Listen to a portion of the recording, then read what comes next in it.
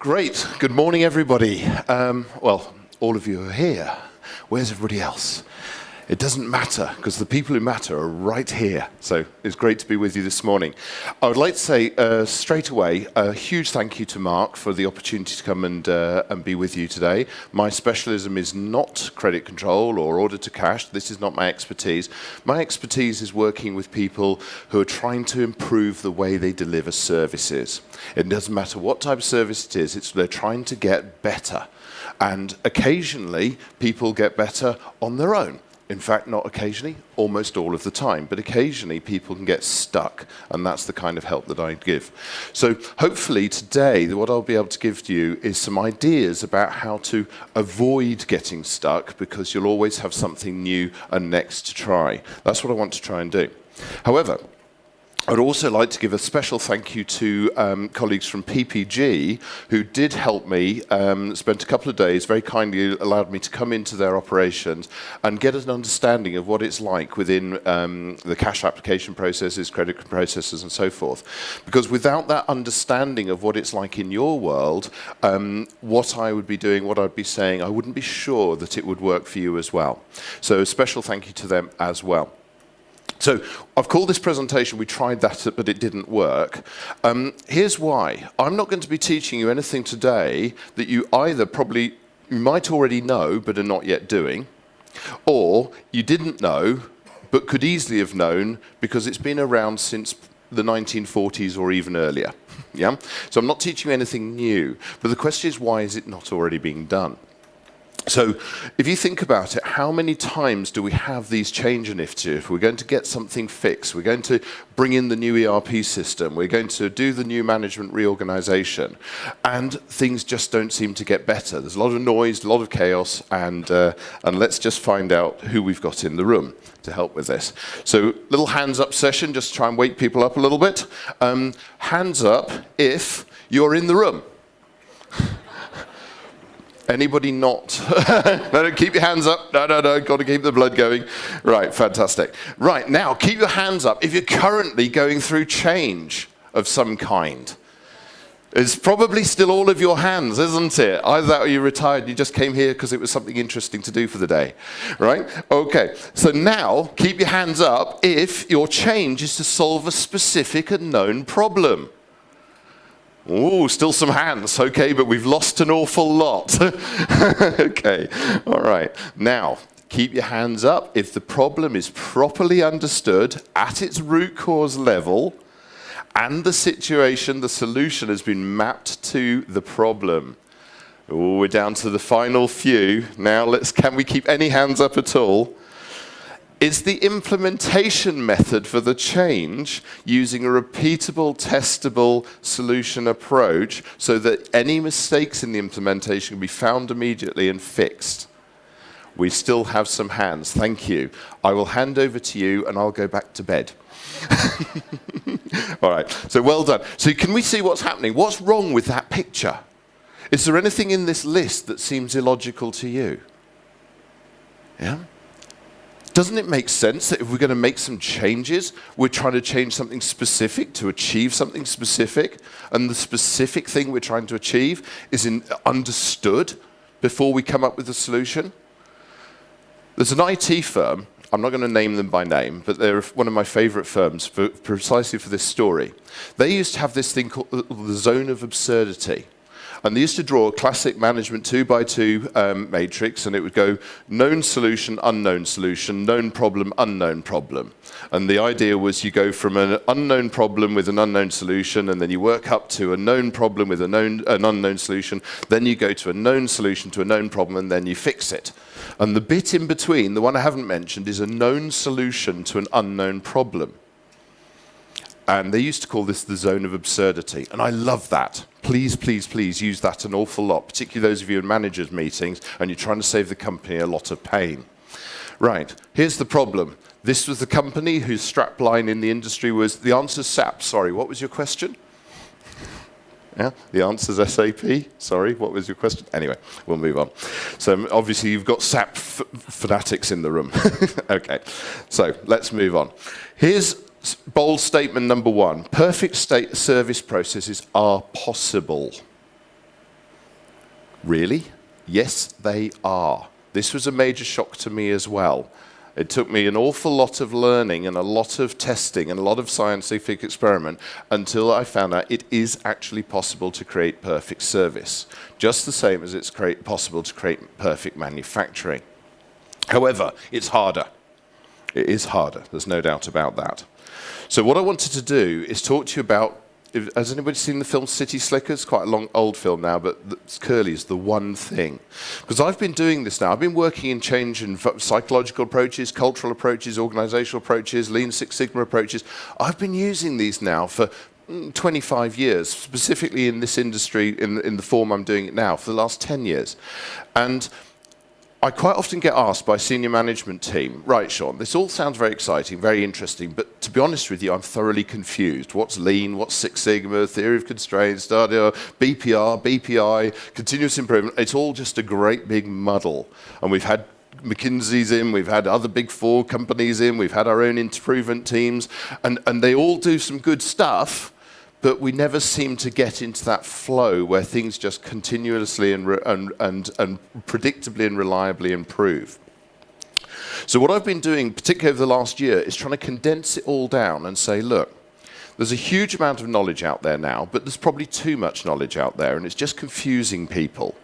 What can we do to simplify the entire process? So how do we lean the process of becoming lean? This is the main question that I've been working on. If you're not familiar with the terms of Lean and Six Sigma, by all means Google away, and you'll very quickly find what I mean. It's a war zone of different opinions and different attitudes and so on and so forth.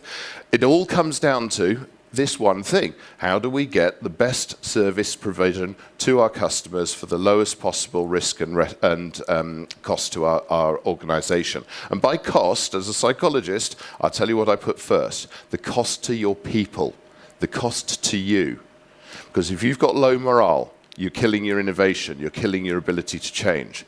If you've got poor team working going on, you're killing your ability to innovate, you're killing your ability to change, you're killing your ability to support your customers when things do go wrong, which is one of the key service indicators. So what I want to do with you is just sum up these 10 years of research that I've really been trying to consolidate. Quick show of hands, who was in the workshops on Wednesday with me? Yep, fantastic. You came back for more. That's encouraging. Either that or you just felt you ought to be here, but either way, it's lovely to see you again. What we did on Wednesday, for those of you who weren't in the room, is we looked at one or two of the things I'm going to mention now in a bit more detail. But what I want to do today is just show an end-to-end process of setting up continuous improvement. Now, I know for sure, because some of you are in the room, I know we've already got people who are experts in continuous improvement, and it's your job to drive continuous improvement. Well, for you, what I'm trying to do is give you a way that you can simplify your own challenges and spend the maximum amount of your time helping other people because they are ready for your help.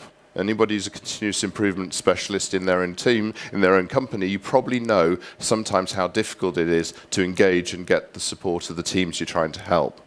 So, what the one thing? That's what I want to cover today. Okay, so the presentation is going to cover these three things. The one thing, sorry, I know. Explore the mindset challenges to overcome, because we've tried this before and it doesn't work. We've tried Lean, we've tried Six Sigma, we've tried BPR, we've tried da-da-da-da-da-da-da-da. You know, there's always the next thing, isn't there? But this stuff works, it works really simply. So what are the mindset challenges that get in the way? And basically to show you where to get more information. Because there's nothing I'm showing you today that you can't work out for yourselves. Sometimes it does require a little bit of external help just to kick things started, that's fine. But ideally, you will do this for yourselves. This is the ideal, because then you get the maximum learning at, funnily enough, the lowest price. Okay, so quick examples of what I'm talking about in practice. I've used what I'm about to show you in two housing repairs organisations. And in both cases, there was extreme customer dissatisfaction, long waiting times before the repairs were done, and sometimes the repairs were never even done at all. And that had all sorts of knock-on effects, costs and problems. And going back to James's presentation yesterday, if your houses start deteriorating, people stop caring about them, and therefore the deterioration accelerates and so on and so forth. Now, the two organizations, very similar size, very similar amount of work, but totally different problems to solve, but used the same approach to get to the heart of what it is we needed to solve. And in the case of one, the waiting times came from over 6 weeks down to 1 to 2 days, and the amount of capacity it took to run the service dropped by about 12%, and the staff were happier because they were spending their time helping instead of responding to chasing and disputes.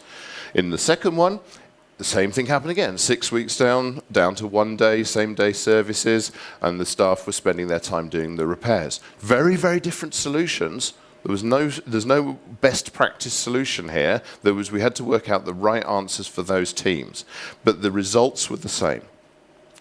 3 training companies. I've run a training company. I've rebuilt 2 training companies, and using the same processes. So a training company, people want to come on the training. Fantastic, great. People didn't know where to go. They had all kinds of problems. There wasn't enough room availability. Costs were running high. In one case, we managed to get rid of a 4-year backlog for training and move from nearly 0% compliance for health and safety training up to 100%. And that took under 6 months to do. Yeah, so really, really rapid, very, very big effects. Another one, we hit it was a very different type of training problem that we had to solve, but again, the same thing happened. People got the training they wanted when they wanted it, and the training staff were happier because they were spending more time delivering, or if they weren't delivering, they were spending more time with their customers, finding out what they needed to be delivered, rather than just responding to requests. And then finally, one of my personal favorites, because my background's health and social care, these are young people taken into care, stuck in children's homes, and all kinds of conditions that you wouldn't want them to be in. They were 18 out of 20 of them per year were ending up in prison, on drugs, homeless, in prostitution, dead. And you know, it was not a good outcome for 18 out of 20 of them. 5 months of work over half-time, just part-time over 5 months. We put some changes in place using what I'm about to show you, and then 1 year later, 18 out of 20 were able to live independently. They were educated in education, or they were employed, and they were stable and known. And the other 2 had long-term disabilities, so the social workers were happier because instead of spending time with people they no longer needed to support, they were now spending more time supporting those who needed the most intense support. So you see what I'm saying? This generalizes to a very, very wide variety of situations. But again, just to thank PPG again, you know, I now know that this could work in your environment as well. Okay, so here's the big caveat number 1. How many of you can play the violin extremely well? Yeah, concert level, yeah? Okay, how many of you think it would be easy to pick up a violin and then go and play concert level?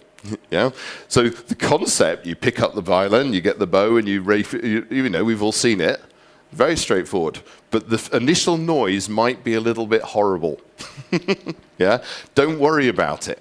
Yeah, if what I'm showing you, if the first time you pick up that violin and have a go with it, you get a horrible noise, great. That means that you're actually 1 step closer to being that concert violinist. Yeah, okay. Now, obviously, you're learning along the way. Good coaching can help. Results come with practice. The number 1 reason why a lot of these things don't work is because people stop working them the first time. How many of you have got children or been a child? Yeah, all right, okay. So do you, when the child, the first time it takes those tottery steps, you know, they get up and they walk, we applaud, don't we? And they fall over. We don't say, right, that's it, you failed. You know, you're never letting you stand up again.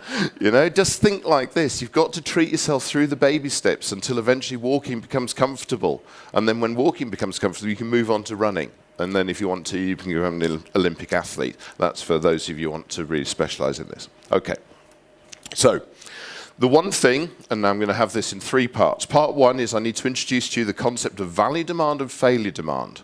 Many of the reasons why a lot of the Lean and the Six Sigma approaches fail in service processes is because they try and treat service processes like factories. They are not. Yeah? Maybe some of you have been on the receiving end of such an intervention. The worst cases I've seen have been masking tape telling you where you're allowed to put your hole punch and your staplers on your desk and other kind of ridiculous notions like that. No, in service process design, the number one thing you need to get your head around is this difference between value demand and failure-driven demand. I want to introduce you to some of the key tools that you use to process that value and failure demand into a decision-making process, so you're focusing on the one thing at a time that's going to give you the best benefit in terms of your improvement activity. And then finally, how do we actually drive that improvement? What is the process that we can use on a daily basis at the front line, right across the organization, that allows us to drive improvement in a trackable, testable way? Okay, so value versus failure demand. Has anybody come across these terminologies outside of last Wednesday? Yeah? How many of you have heard of Lean or Six Sigma before? Okay, have a look around. Hands up, rest case. Yeah, look around. See how many people have heard of it? But nobody, not one person that I could see, put their hands up for this. And this is the most important thing in service improvement. This value failure demand. Okay, so let's explain what it is. Well, let's talk about process in very, very general terms. And by the way, this applies to management processes as well, decision-making processes, marketing processes, it all applies equally. So we have demand, it comes in. And what we typically do is we say, oh, right, I've got some work to do. And we're all good people, we're trying to do a good job. So we get together and we get our sleeves rolled up and we get on and do the work. So we run our processes, and that involves some activity, and it involves our skills and our knowledge and the IT systems that we've got, the policies that we have to apply, what a machinery that we need, the office buildings, all of this stuff, all of these resources come together to help us drive these processes and run these processes.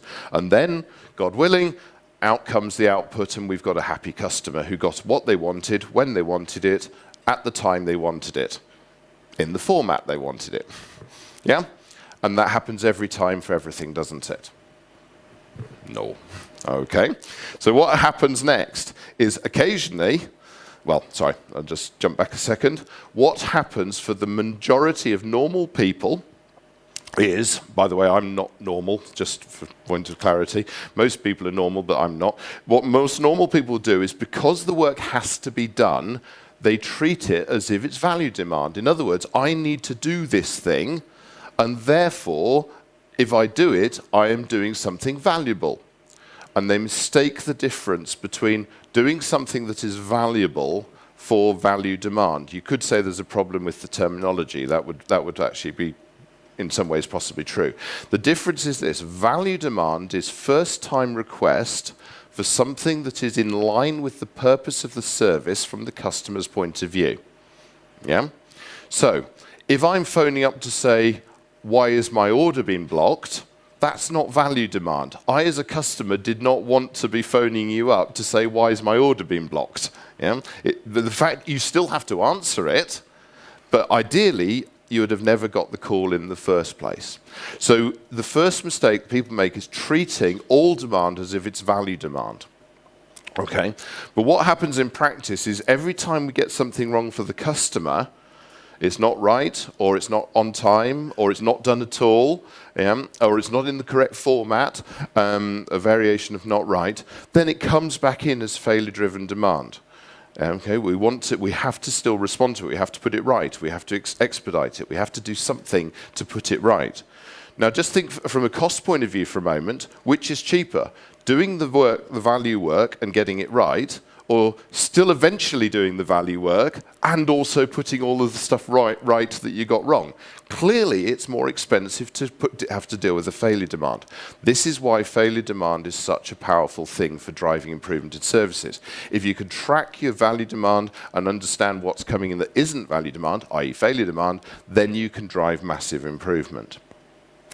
And also, we make work for ourselves, don't we?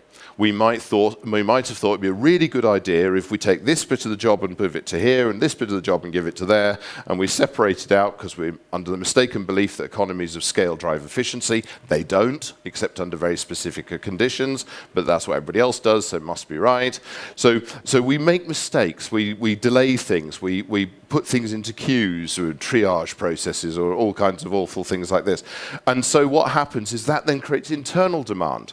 And if any one of you on Wednesday put down, we've got issues with poor communication, this is exactly how it washes up. Yeah, internal communication challenges. So everybody say, if you've got perfect communication, you literally have got no internal failure demand, as a general rule of thumb.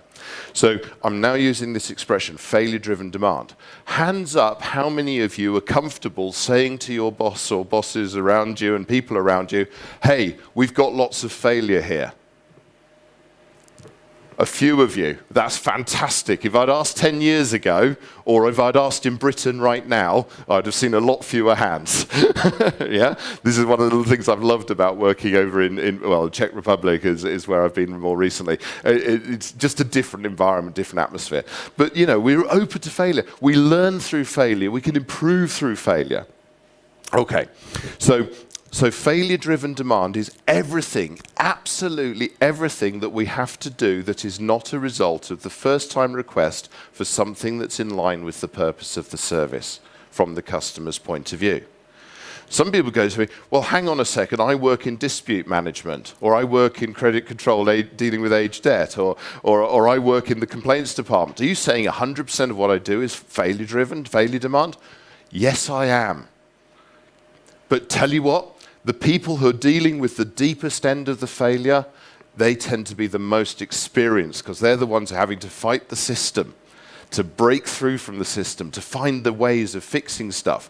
But instead of, how can you use those people? They're the best teams in the world to become your future improvement teams because they're the ones who are used to having to work across the system and find out why that Italian account manager has got it messed up yet again. These kind of things that you just have to work across the system. So don't worry, if you find teams with 100% failure-driven demand, it's very easy to size the prize in terms of the long-term benefit, but don't think about those people as a cashable saving. Think about these are your best people for driving your improvement, okay? By the way, I will mention this more than once, no redundancies. Right? No redundancies. You cannot have a continuous improvement program and have the option for redundancies because you cannot have continuous improvement without everybody continuously improving. Hands up who will continuously improve their way out of their own job. A few of you. Again, you're amazing. I love you guys. But, that is very, very special of you. Most people will not do that. Okay, so wonderful. Well done to those of you who do. The great news is if you can do that, you're so much more employable in something bigger and more interesting. So in all the years I've been doing this, there's never been one redundancy as a result of the work I do. Not one, ever. But we've always managed to achieve substantial improvements and cashable savings. Okay, but ultimately that's the byproduct. The best thing is the improvement in service, the improvement in morale. Okay, so let's put a size of the prize here. I don't know about your organizations. You do. You can run this method that I'm showing you today. You can do this, and you will get the size of the prize for yourselves. But I will give you the data that is typical for me. 40 to 100% failure-driven demand are typical figures. 40 to 100%. And of that, roughly half, 20% to 50%, is usually readily impactable within 3 to 6 months. In some cases, it's literally been a matter of days. It was just a case of surfacing things. I've had 1 or 2 projects that have taken over a year. I never do anything full-time, so I'm always talking in terms of 1, 2, 3 days a week, because that's all the system can sustain. But if you imagine that, as against the typical business case scenario where you might spend 6 months agreeing, negotiating, discussing, coming up with the solution to the unknown problem, etc., that is absurd. Why not just get on and fix stuff in a systematic, planned way? So this is typical figures. Yeah. Obviously, the further towards chaos and turnaround, Brad here, to speak to Brad if you want to there's some amazing experience around turnaround. You know, the closer you are to turnaround, the more likely you are to be at near the 100% failure-driven demand. But also, if you're in a very fast-growing state, you're likely to have high levels of failure demand because there's lots of chaos and the processes are not yet stable. Mature companies, it tends to be a little bit lower. The process is standardized, the standard operating procedures, IT systems have been largely sorted, but it still works. Okay, so just go back. Do people feel they've got a broad understanding now what I mean by failure-driven demand? It's not what I do, it's why I had to do it. Yeah, this is the magic thing. So those of you who are on the workshop with me on Wednesday, did you see how quickly you fell into the habit of writing down on your yellow post-it notes the problems of what I have to do? That's not what this is about. This is about why. What have I been asked to do and why? Yeah, that's a big, important distinction. Traditional manufacturing lean is concerned with value-adding and non-value-adding activity. That's still important, but not as important as value demand and failure demand. You get faster improvement using failure demand than non-value-adding activity. Okay, so here's some of the key tools. Every single one of these is learnable. Every single one of these is learnable enough to be able to do it in the space of 1 hour to a maximum of a 2-day training course. Yeah? So they're all really much, much easier to learn than Six Sigma, I promise you. And I did do statistics at degree level, not as my main degree, but as part of it. And so I was well equipped to go into my Six Sigma training. A lot of noise, a lot of complication. No, these tools are very, very quickly learnable. The first thing we start with, let's see if I can use a laser pointer, all this modern fancy technology. So I'm down here on the demand tracker. The demand tracker, I'll give you an example of one. This is the most important collection tool. Do not ever automate it. Yeah, it doesn't work automated. All right, you might be able to automate certain specific things later, but as a whole tool, do it manually. You know, you'll get far better results far quicker.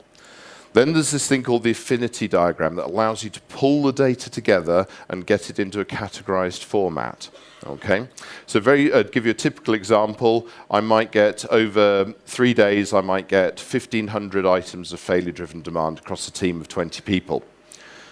Of those 1,500, I'll probably be able to get that down to around about 40 or 50 different categories of failure demand. Yeah, and now we're into usable format. Okay. I then need to size it, so this is where the Pareto analysis comes in. This is a tool that does come straight out of the world of Six Sigma, but it's very easy to learn. You don't need to do a Six Sigma qualification to use it. The interrelationship diagram, that's a little bit of a trickier one, takes a bit of practice. On the workshop we looked at it, but we didn't really have time to do much more than that.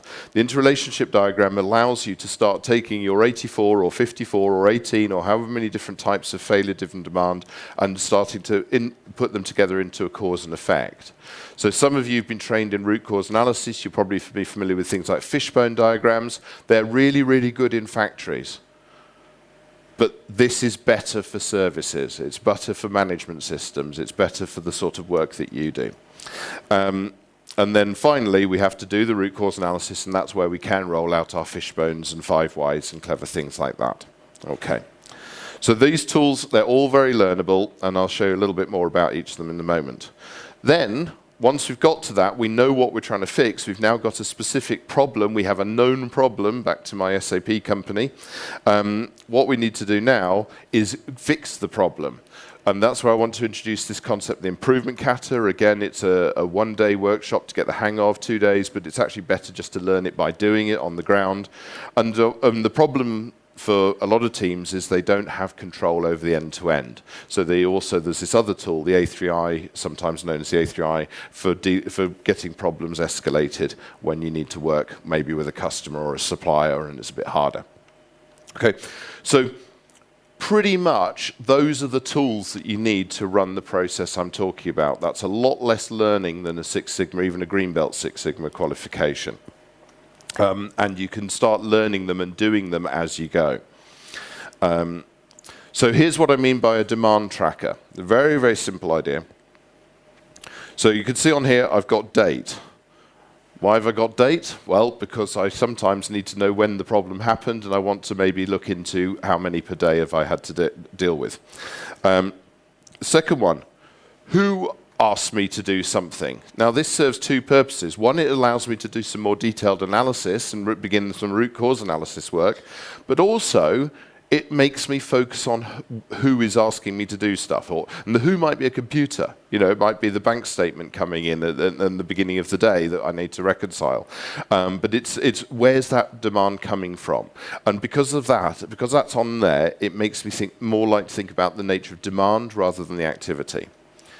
The what was wanted, this is a quick summary, unblock payment, chase overdue payment, produce report, something very simple, verb, noun, very simple. But the why, this is what matters. Why was I asked to do it? Because this is the beginnings of the root cause analysis, and allows us to pull that together. We can then categorize it into value demand or failure demand, and that allows us to size the proportion, the current state of the team. And by definition, well, it's a near definition, there's a bit more to say on the matter, but pretty much once you've got to 100% value demand, then your service is pretty much perfect because it's not creating any failure. And then we need to categorize it in the way I've just talked about, ready for the next stage of the process. And this is an interactive task. This is something that you work together as a team on the front line doing. There's not some external BPI person coming in and tracking you like some time and motion study. That doesn't work. This is people tracking for themselves. Because if people track for themselves, you, the coach or the BPI specialist or whatever, you can see whether or not they understand what they're doing. Once everybody understands what they're doing, you know that you've got them ready for the next stage. So if they can't fill in the form, you know that they're not ready to do anything more sophisticated. This is a self-correcting process. But also, you need people to fill it in for themselves, because when you start tracking your day and you realize that 95% of it is responding to some kind of failure, your readiness for change goes up. Your willingness to be involved in change goes up for nearly everybody. Nearly everybody. Some other people run away screaming, but they are the minority. Don't worry about them. They'll come on board later, or they really will run away screaming, in which case you cash the saving without a redundancy. And that's good too. Okay, so this tracker is an important psychological process as well as a data collection process. If you try and automate it, maybe some of you running contact centers and there's phone calls coming in and say, right, okay, I want you to select from these arbitrary 12 categories that we came up in a brainstorm list and allocate it to the call. The data is absolutely useless. Don't use it. Later on, when you're nearly finished on your failure demand and you've cleared an awful lot out, then maybe by that point you've got some very, very clearly defined categories. But in the early stages, for sure, do not automate it. Okay? Get people to interact with the data personally. It's what they write about why that matters. Clearly, that's going to take some effort. Yeah, and they're already busy people. You're already busy people. Oh, another form to fill in. So here's the thing. Maximum of 3 days, and check that people are doing it right every single day. If in doubt, speak to Denisa. Denisa, wave hand, please. Yes, left it till day 3 to check, was it? Yeah, you've got a lot of rework. All right, so don't do more than 3 days data. Typically, after 3 days, team of 10 people, you'll have somewhere between 800 and 1,000 items of failure demand. That'll do. Yeah, there's enough to move forward with. Even 100 items of failure demand can be enough to move forward with. Okay, as long as it's been collected properly. Okay, so we've done all this. We've collected all that data, and we've now got our fictional data. Our categorical data. What I'm about to show you is fictional data, but based on a visit as described. So here we go. We've got things like the payment was incorrect. The payment and the invoices are mismatching. The payment advice is incorrect or missing. The bank statement's unclear, or it's missing, or it's wrong. We've got problems to do with companies that are not just single entities, maybe different regions or different legal entities. We've got people phoning up chasing orders. We've got issues to do with direct debits. You see what I'm saying? You start building a very, very big picture. Now, have a heart for your management team. At the moment, they're trying to help you fix all of these at exactly the same time. It's not possible. You can do one thing at a time. When you get really experienced at this, you can have smaller teams and maybe break up because they can trust each other to come up with great ideas and solutions on behalf of each other. But to begin with, one thing at a time. Okay? So we need to know which one thing to choose. So this is, for those of you who've not seen a Pareto chart, here is one. I've produced this in Minitab. You don't need to use Minitab. You can do it in Excel. You can do it with a piece of pen and paper or a flip chart. It really doesn't matter. The important thing is to make everything visual. So over here, we've got the issue type. On this line, the frequency, how many of these? I've just made these numbers up to illustrate the point. And then the percentage of each type, and then the cumulative percentage. And why do I need the cumulative percentage? It allows me to get my 80-20 together. And in this example, we've got 6 issues accounting for just under 80%. Yeah? So this is where our biggest opportunity is likely to lie. Doesn't mean for a fact it is, because you might have just one item that's worth millions, and that does occasionally happen.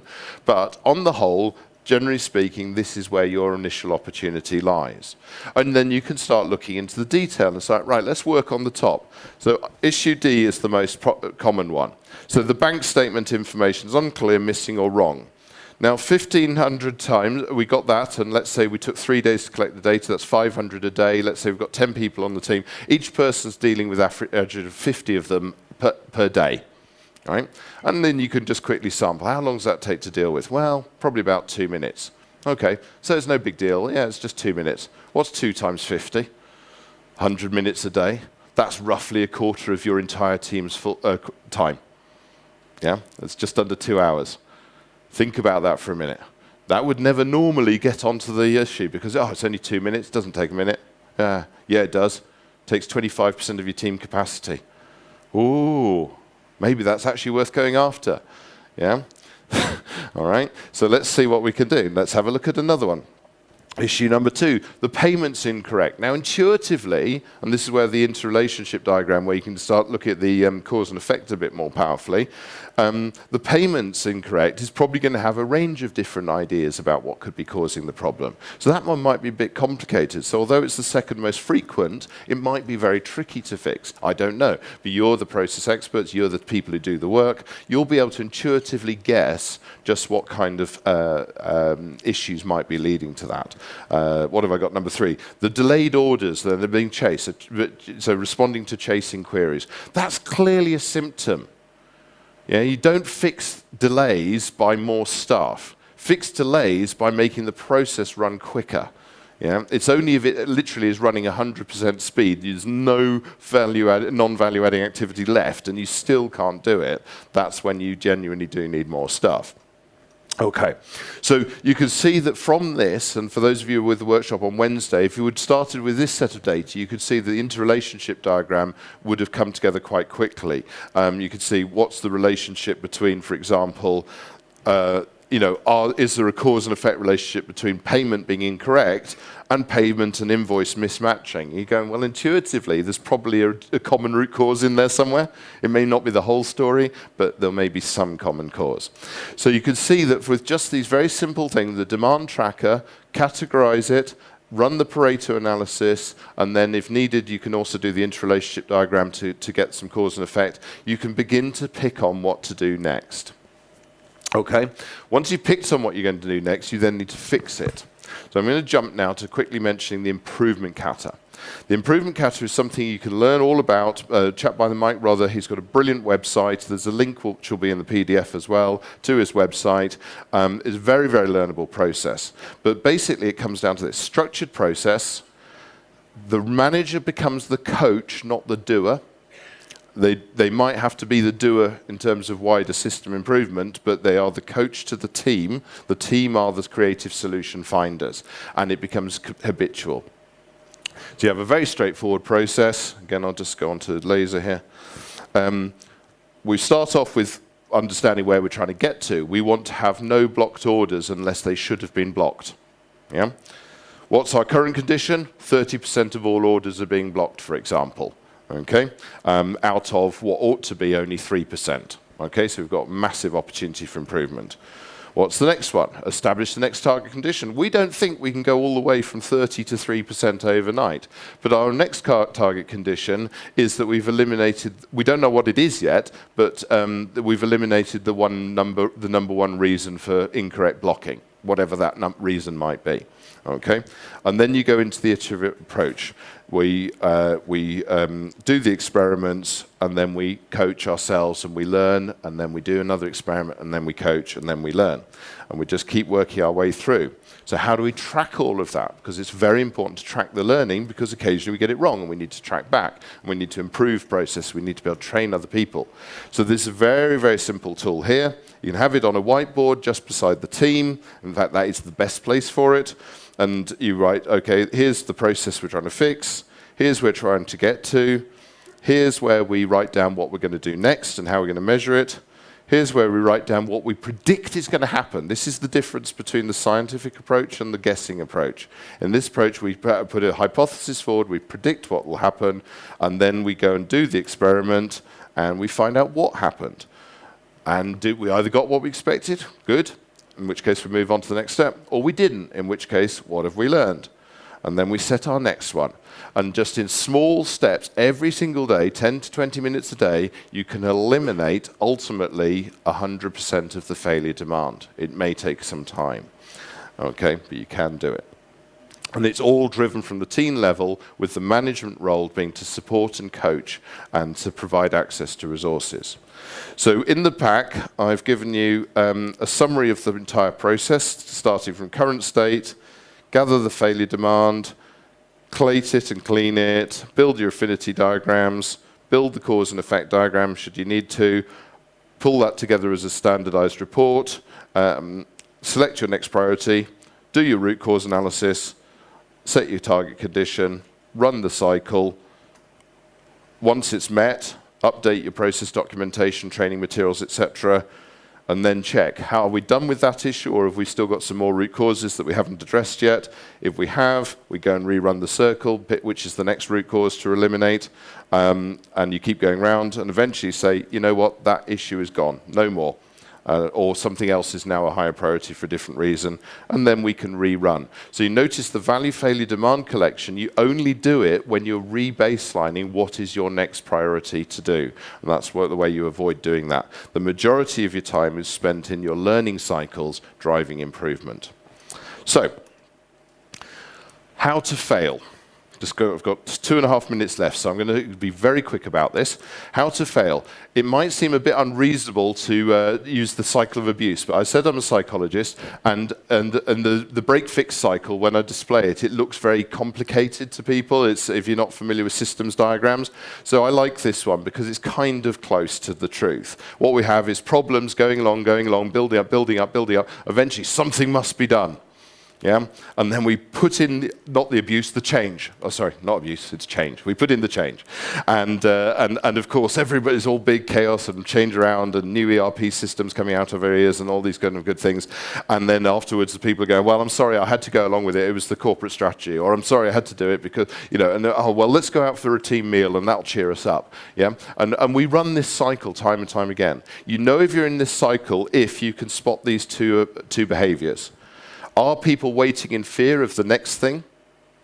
And are people behaving like victims when the next thing turns up? These are your symptoms that you can look for to see if your current management strategy follows the abuse cycle. Okay, sorry and apologies to anybody who's just been offended. Okay, I've only got a short amount of time, so I'm being blunt. Okay. The next thing that we can guarantee failure is by being too busy. Managers, if you don't have time to help your frontline team fix stuff while it's going wrong in real time, then you are part of the problem. And that might mean that your managers are part of the problem, or your customers are part of the problem. But either way, somehow you need to free up your time so you're concentrating on helping your teams to fix stuff. Yeah, because they only have a limited amount of authority. You have more. Okay, so if your diary is already full, look at it. What's making you busy? Is it adding value, or is it just dealing with crazy stuff? If it's dealing with the crazy stuff, apply the one thing. Picture of Curly. What's the one thing that we're working on? And the rest, you know it's a problem, but you're not dealing with it now. Okay. So, reason to fail number 3. I like this slide. I haven't unfortunately got enough time left to give it the glory it deserves, but I'm very fond of it. You know, whose responsibility is to lead change? Is it the CEO's? Oh, don't bother me with the detail. The CEO can't help if they don't understand what's causing the problem. The special project people, they're people who are causing all the variety and change and chaos at the moment. If they need to come the other way. How can I make my special project actually help you? You know, come and get that data from you. You know, the management team who are just constantly having to report and report and report, etc. So it's everybody's responsibility, and the method I've shown you is how to connect that together. Okay. I haven't got time for this example in very much glory, but this is a process that's being used by a logistics company in support of a manufacturing plant. As you can see, they have just 2 live problems at the moment. Like you guys, you've only got, because like James said yesterday, what I'm saying, you guys are perfect, it's everybody else. Yeah. So here they are, just 2 issues. But here's where what they've achieved over the last 8 years. 1 issue at a time. Yeah, that company, if it got twice as bad, would still be better than the world-class benchmark. And they're still working on improving the next thing now. Yeah, okay. But this is what it looks like to begin with. Bits of paper written out, cut out, and put on a table, everybody just like we were on Wednesday. Okay, that's just one of 3 tables. It was just the easiest photo to show. And you can see down here, here's where the, let's just do that. Here's the big pile. There's a big pile just there, and there's another big pile just there. You can see very quickly how that Pareto builds up. Okay. There's some reflective questions. My time's up, so it's in the pack to have a look at. There's some recommended reading. This is everything I'm showing to you, you can learn from these books. The first 2 are the most pertinent to this presentation, and I shall leave you with a choice. And James said yesterday, the default choice is, you know, we carry on plowing our way through the mud and hopefully we don't get stuck. Or we can do the rational thing, which James has already predicted you're not going to do. Prove him wrong, please. And go on, give it a go. Try some science. There we go. Thank you very much.